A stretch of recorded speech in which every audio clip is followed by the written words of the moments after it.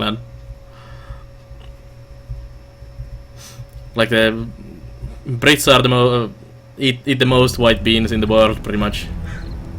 Actually, Finland is pretty high on that as well. We somehow eat a shit ton of white beans as well in tomato sauce. Yeah, it is Hikar. Full English breakfast was actually pretty damn good in Sheffield. French food is so good. Yeah, anything is really good, Hikar, when you put some shit ton of cream into it. It's like the magic thing to make food. Just put some cream into it. It's gonna be good.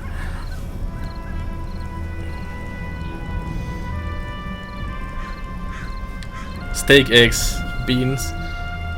Thinking in your stomach. You're getting me hungry now. I need to finish this last chapter so I get to eat. On Earth as it is in Hell. The last one. A lot of flatulence during the day though. It's fine, Underclan. If you can't stand a bit of happy farting, you don't need good food. Super sweet chocolate biscuits in hand syringe. Well, that's different, Nightbus. That's not food, that's the sweets or the dessert. Food needs to be meats and stuff like that. The sweet stuff is for the snacks. Tourist hotel breakfast in France was just croissants and stuff though. That sucks. Hikar. We had pretty good a couple years ago when we were in doing the road trip through Europe. Every hotel had pretty damn good breakfast then, and it was well, it was croissants pretty much everywhere as well, and some other stuff as well. But it was really good. Especially this one place in Germany had really in Rostock had really damn good breakfast. It's also nice when they ask if you want something, and I want eggs made this way, and they're like, okay, here you go, and it's part of the breakfast. And it's not like they were like super expensive hotels or anything, like cheapest that we were able to find pretty much. No, well, not the cheapest, but I want to go traveling again. Now I'm hungry and I want to go traveling. I hate you guys. Florence was taken from you far too soon, but you can still save her, if the devil is to be believed. Yeah, that's gonna go well. Destroying Purgatory will require a truly legendary post, though. In the meantime, your father has become a formidable warrior, pursuing his own agenda. Oh, this is gonna go well. All wasn't lost yet. If Purgatory could be destroyed, Florence would be set free. There was just one catch. Nice. Only the dead can enter Purgatory. So, to fulfill his plan and upset someone. the order of nature, that's my problem as well. Half living, half also dead, money, to do his dirty work. You'd only get one shot at this. To make sure you didn't fail, you set out to find a cadre of legendary gunmen to put together the ultimate posse. Meanwhile, the Undertaker, still searching for some measure of redemption, struck a blow against the evil forces massing against humankind. The enemies that remained came together to end him once and for all. Chased, wounded, and trapped in an abandoned fort, he awaited their final pancakes every meal of the day. Nice. So is it gonna be father against son in the end? The cult decided time for attack was nigh. Your father readied his weapons. That's a fort, apparently. The battlefield echoed with rallying cries of your father's enemies.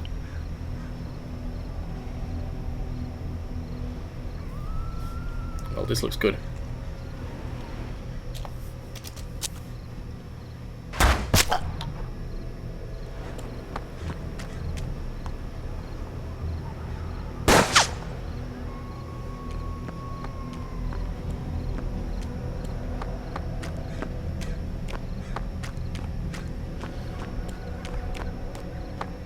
such as fort can be without concrete.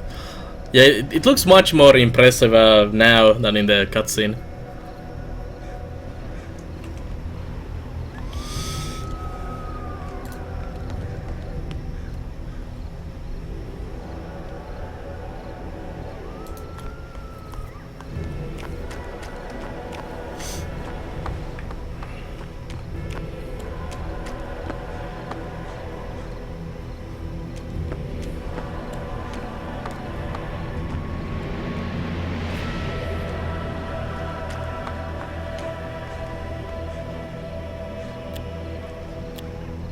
Well, that is pretty nice fort, to be honest.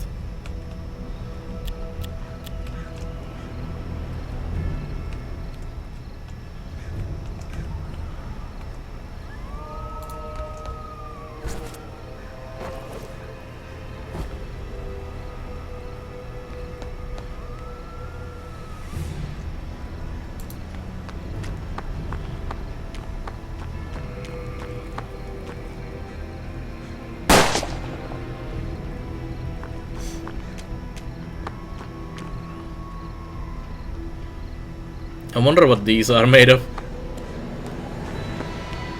Damn demon spikes.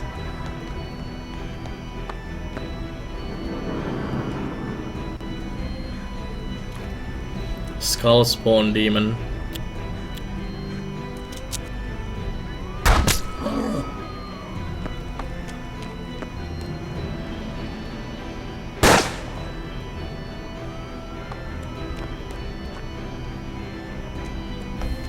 We're gonna start taking hits in a second.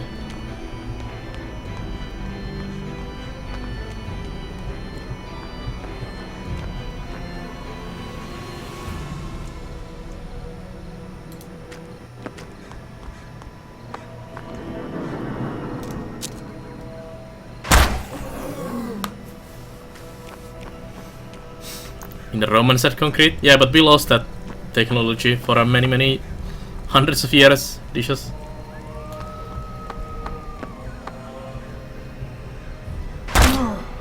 Ow.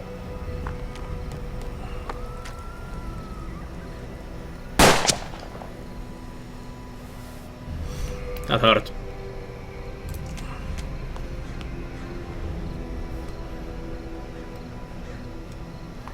Don't think we have the shadow regeneration anymore.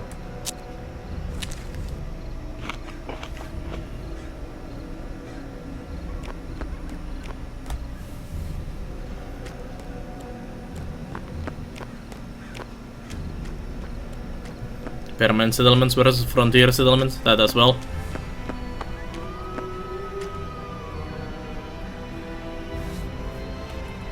Yeah, what Hikari is saying.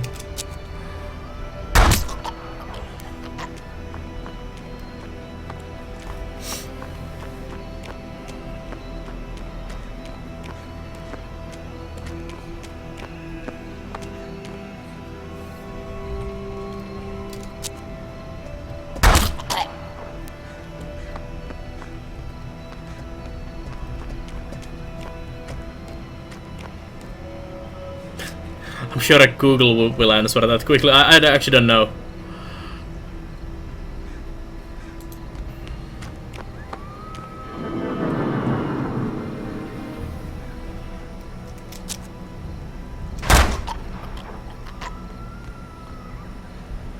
Someone's in my fort.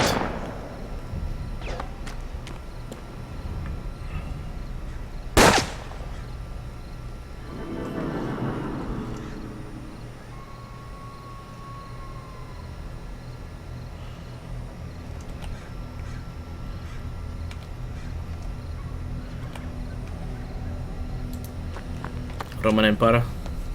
27. Yeah. Close enough. Still around some time. Same time. Forget to lock the door? Yeah. What kind of fort is that if you don't lock the door? Oops, wrong guy.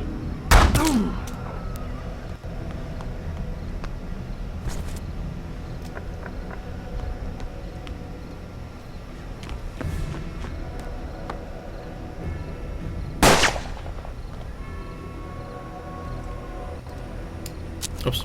Ah. keep failing badly.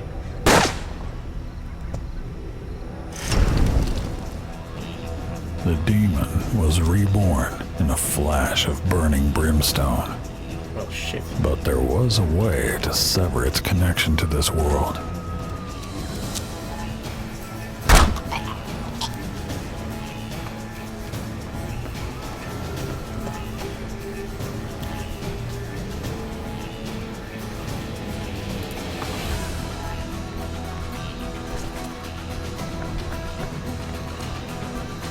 Hello. Get shot in the face. This is my building. Go away.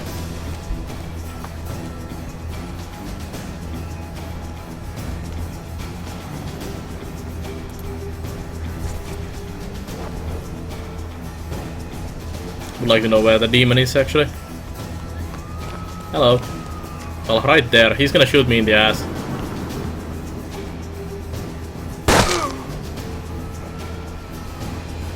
That hurts. Can I actually use chain kill on those? Let me try this.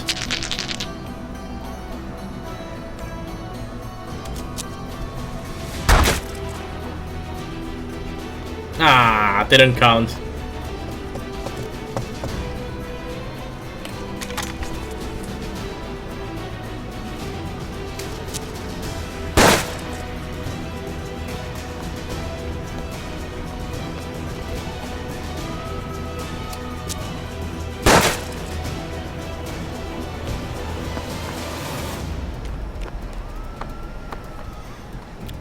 Demon using firearms? They're more like possessed.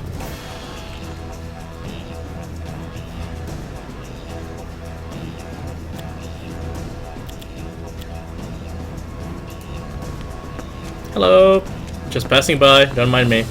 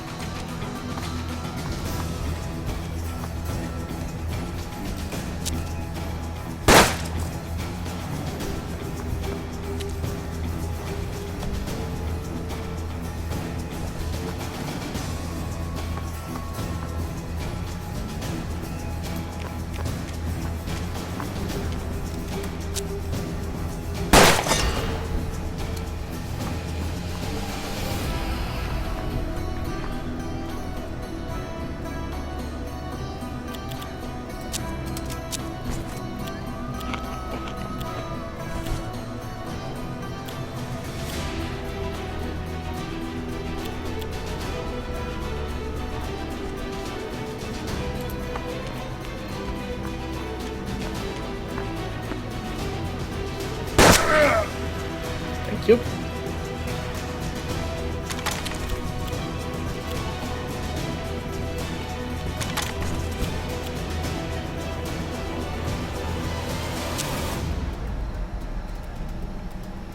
This might be a bad idea. No, this is a horrible idea. This is easier.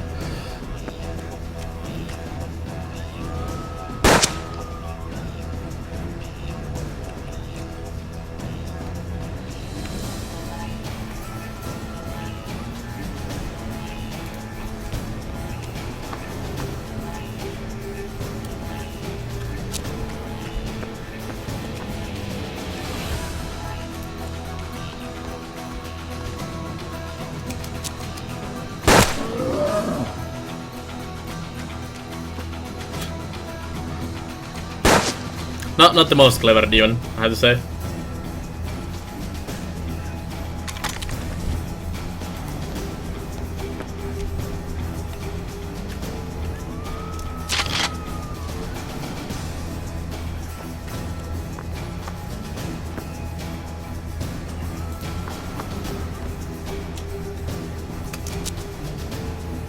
Later on, your father questioned a survivor to suss out your location. peekaboo threat. It revealed where you were headed. Pretty much. Your father, the Undertaker, would confront you there. The lack of Overwatch kind of forces you to do much more positional play. Because you can just wait for them to pop their head and get shot.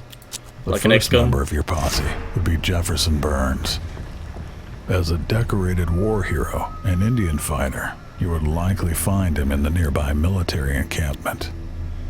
Of course, you were still a wanted outlaw from your brush with the Masked Man.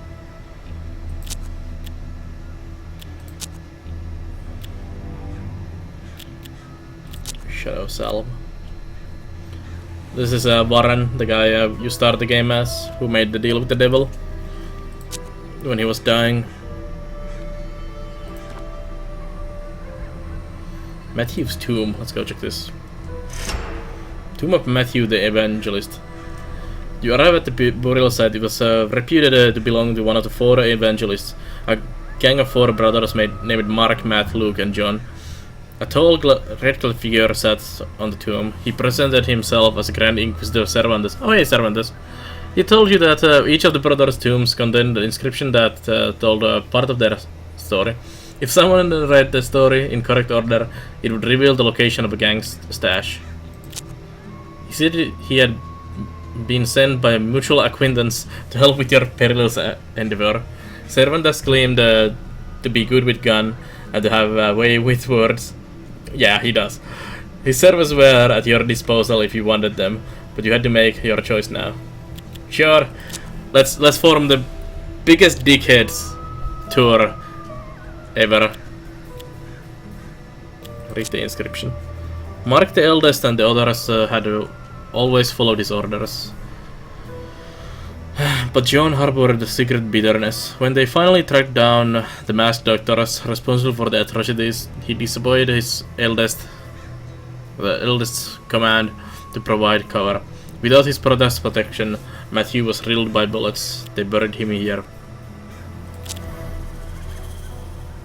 It's all Bella's fault. He released the Antichrist. Yes.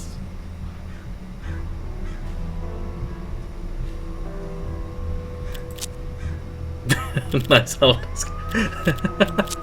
Good job.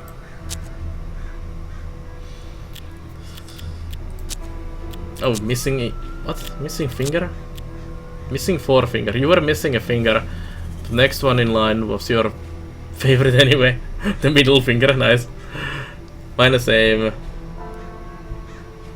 What? Plus 10 aim. Plus max HP. Minus luck.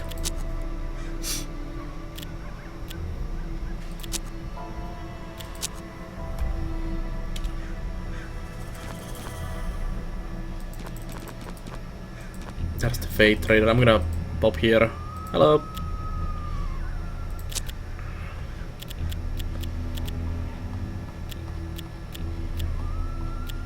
I want the Doomsday Watch.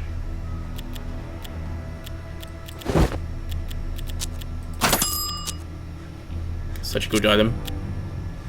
Makes even pistols into tools of destruction. Let's see this. Luke's tomb. So this is where we get the lightsaber. Was adorned with a caduceus, a symbol of medicine. Ah, it's there, yes.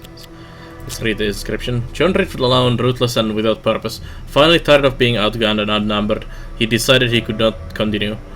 He was preparing to take his own miserable life when Luke returned, bent on reconciliation. He had found some leads on the masked doctors, and the time to strike was now.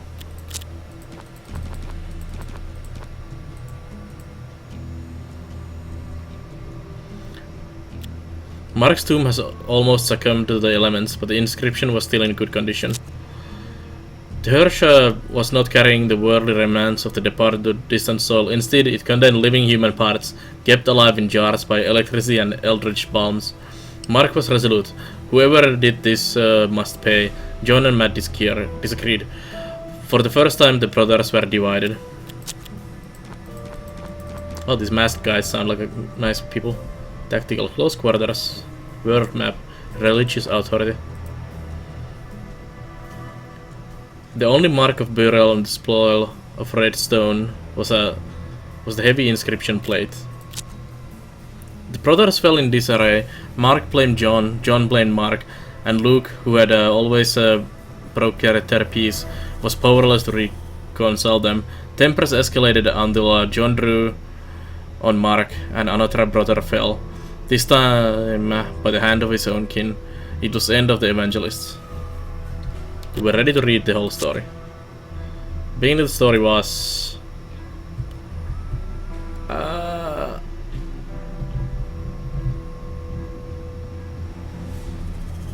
I don't remember which one was which.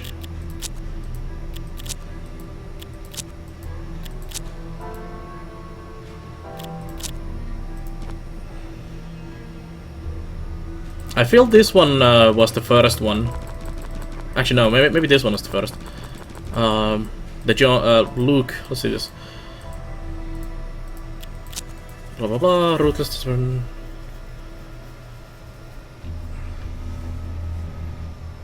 I think this is the last one.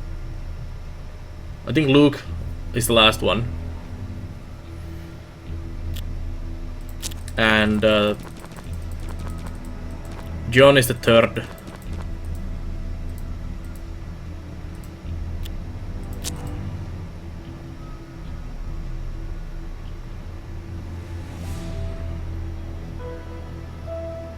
I don't know.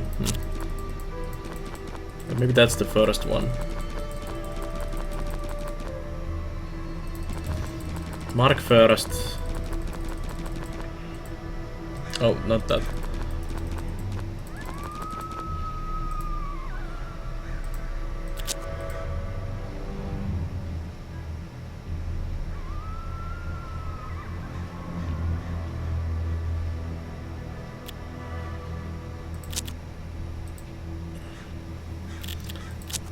Let's try this.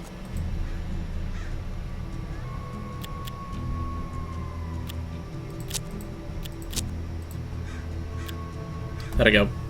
The letters formed words and the words formed sentences. They spelled out the location of the four evangelists' secret stash. If you get it wrong, it doesn't matter. Yeah, I did get it wrong already.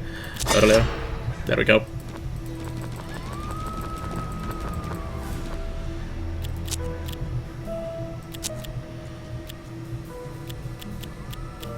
Let's see.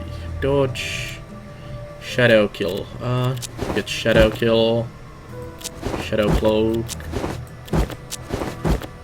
Oops.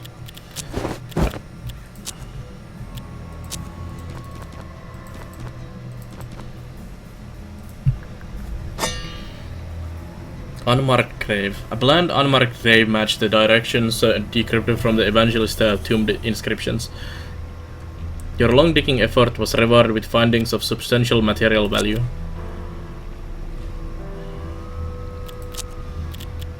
One-armed bandit. Ooh, 8 damage pistol. Holy moly.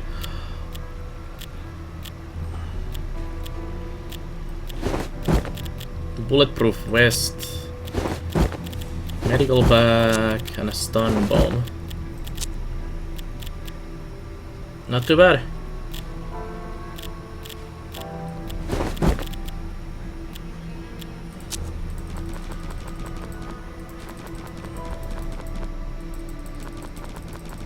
Is there anything else? No.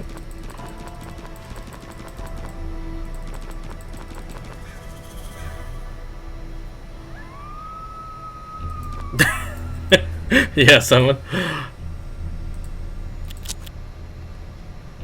That's probably the reason. Another Doomsday Watch. Don't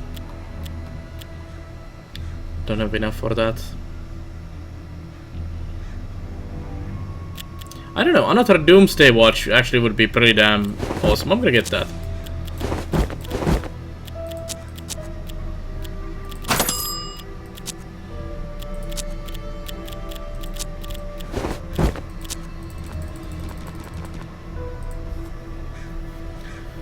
Approaching the army camp. The camp was nearly deserted, only a couple of sentries remained. Burns was nowhere to be seen. As an outlaw, approaching openly would guarantee a hostile response. You could take the men out one by one, but it would likely yield less information about where Burns was. Let's sneak in. Sneaking past the guards was simple. You saw a sergeant talking with one of his subordinates and managed to eavesdrop their conversation.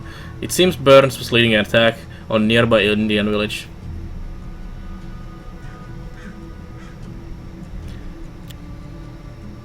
I'm gonna steal their shit.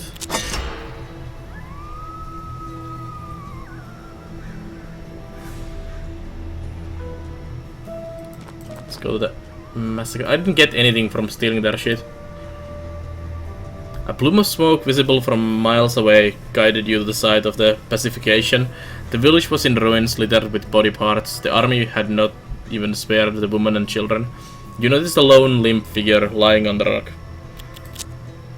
Cervantes spat on the remains, saying the coward must have taken his own life out of grief over the massacre. You picked up the gun lying by the body and motioned for the Inquisitor to leave.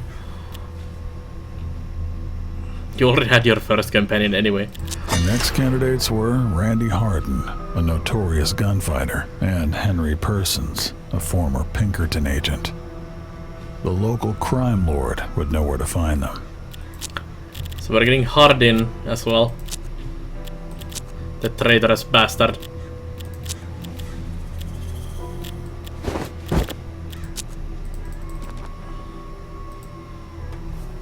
Ask the wizard about Hardin and Persons.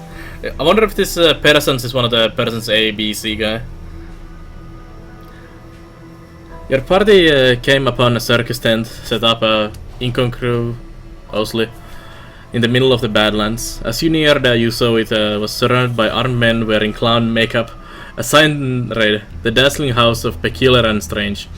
Your previous travels told you this was the Algretto Mystics gang. Their leader, Wizard Algretto, had a reputation for making things and people disappear without a trace. The house offered all sorts of cheap entertainment. Let's watch the show.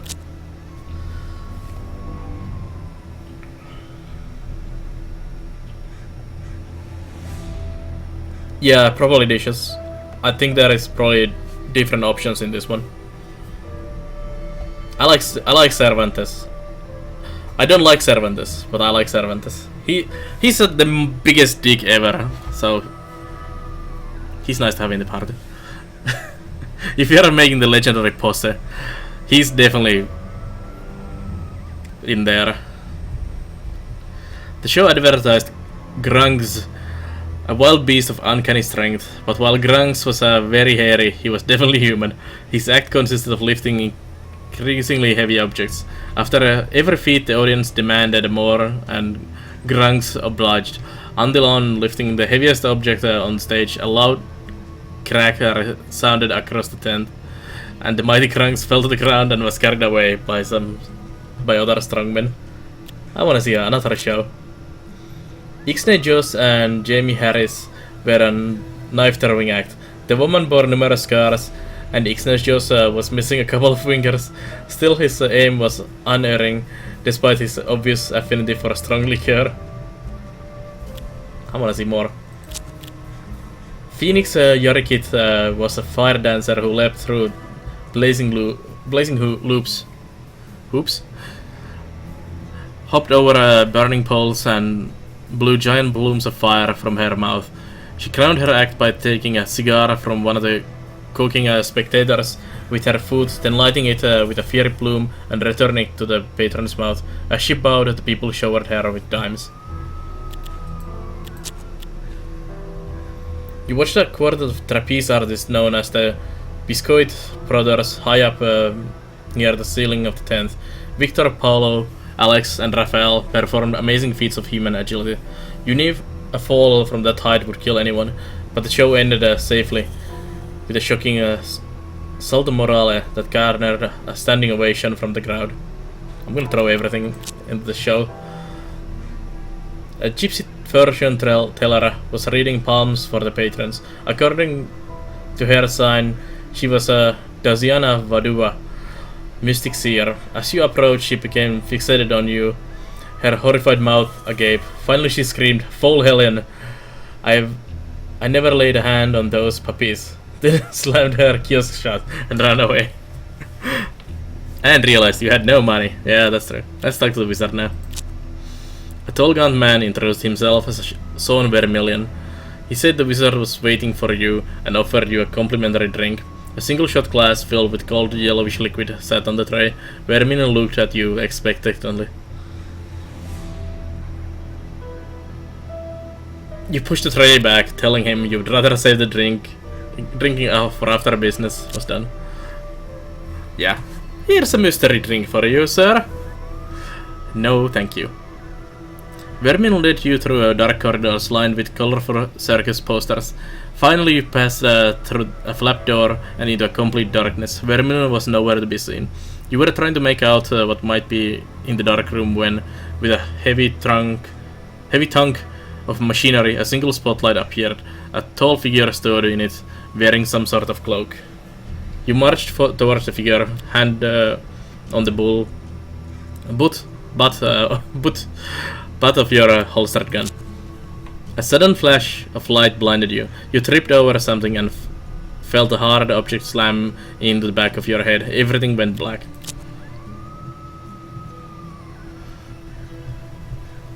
You were awakened by a bucket of cold water in your face. You were tied up on the floor of a large room lit with floating orbs of cold blue light.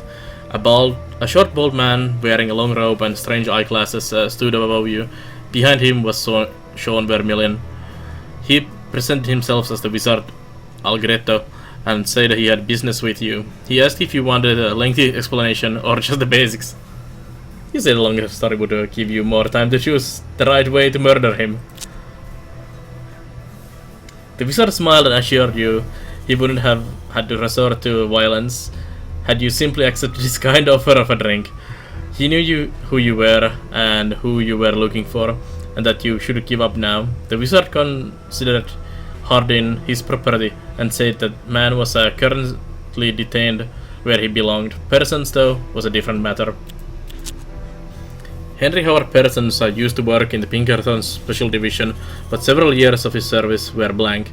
The wizard assured you Persons was quite insane, but he found the man fascinating, especially his obsession search for pieces of specific meteorite. Oh, it is one of the Persons from there. Apparently no law of property or human decency could stop him in his quest to acquire these pieces. He was the ultimate collector.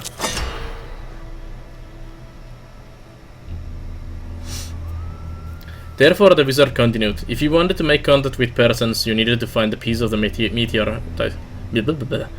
meteorite. And you were in luck. When the meteor traveled through the Earth's skies, it left a trail of debris in this very area. All you had to do was to obtain some of these pieces, in whatever way you deemed acceptable. 4 pieces would be enough to attract the strange man's attention and make him emerge from hiding, the wizard said. With these words, the wizard nodded to his men to take you away. On your way out, a queer fellow tapped you on the shoulder. He said something about recognizing a fellow connoisseur, then bit hard into your flesh. You pushed him away, and he quickly retreated, tipping his hat. For the rest of the day, you had a strange aftertaste in your mouth.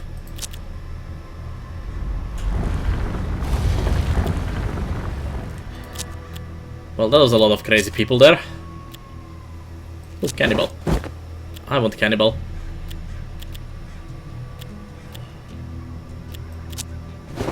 Actually, I want both of those.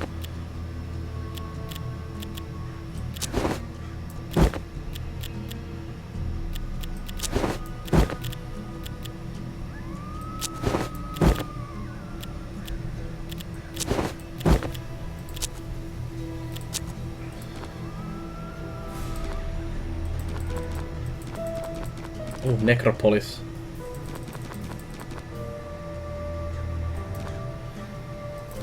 Church. Cougar Trails. Tannery. What's up here? Illegal mines, nice. Such a happy location, this one as well. Quackwacken. Let's go here. He sounds like a nice guy. What's this? The Orchid House. Let's start with this. This inconspicuous ranch away from the main road housed the black market, which dealt in contraband of all kinds. You asked if they knew anything about Meteor Peace. When you made your unusual demand, you are Åkerman, another Finnish guy. The merchant looked agitated. He considered the rock a lucky charm and was unwilling to give it up. If he did, he would charge you more for the rest of his goods to make up his loss.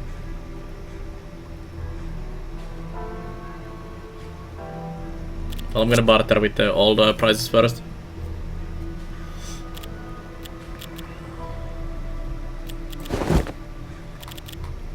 I mainly want money from this guy so I can go back to the circus.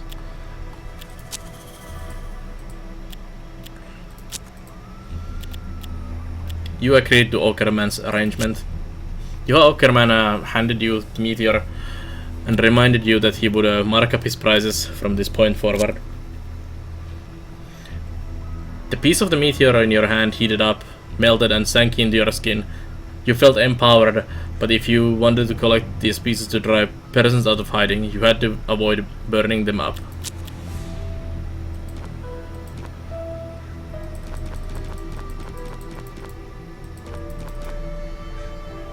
Did we get something from that? Sight cured. Nothing escapes your gaze. Let's go back to the circus. Can I see more shows? Yay! Fulgrim the Technomage was a gentleman in a top hat, presenting his perpetual motion device. In it, a ball traveled endlessly through a looping maze of funnels, drains, wheels and cogs, apparently propelled by power it generated. The Technomage offered to sell it to anyone willing to pay his astronomical fee. You didn't feel compelled to jump at his generous offer.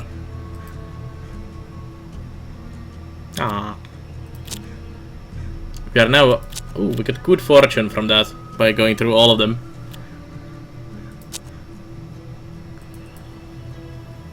Let's see this one next. A lonely, dilapidated wagon was parked beside a popular resting ground. Dr. Mason von Warner's wagon smelled very strongly of liquor. No, it must have been antiseptic. The doctor looked at you absent-mindedly through his greasy glasses. He may have been drunk and high on opium, but he was the only medic in the area.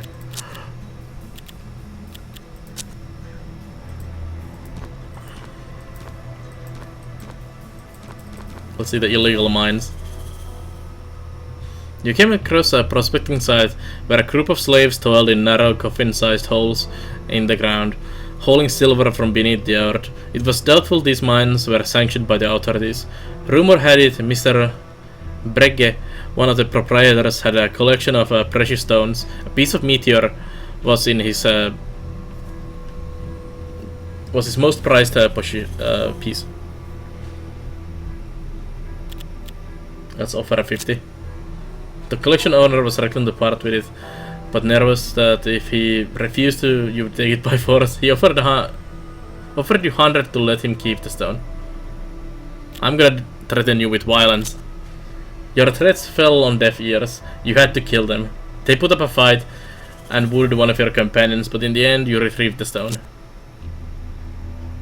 You collected another piece of the meteor. Burning it up would give you extra power, but keeping them would help you recruit another companion. I'll keep it.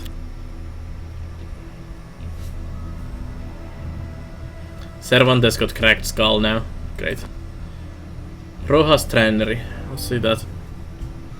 A stench of tanning liquids was smothering, but Tanner was rumored to possess a piece of the meteor, so you pressed on. When you told him what you were looking for, he shrugged. He had once used a piece in the tanning vat to speed up the reaction. Now though, he had found a reliable source of tanning catalyst and did not need the meteor anymore. Unfortunately for you, however, it lay at the bottom of the vat full of toxic material. If you were desperate enough, you could simply reach for it. Well, let's go. You put your hand in the vat, feeling the bottom for the stone. Your hand only felt a little warm, but when you finally found the meteor shard and withdrew it, you were severely burned. So get a burned hand. I'll keep this one as well. -10 aim. That's fine.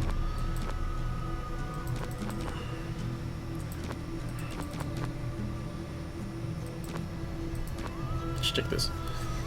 Tevaguero. This had once been a thriving town.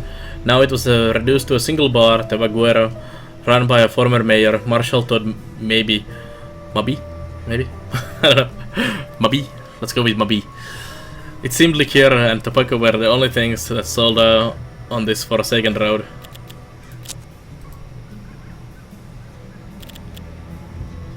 The bar was populated by a seedy mix of farmers, cowboys, and lowlights. In addition to drinks, the Bagora offered trade. Let's see what they do have here.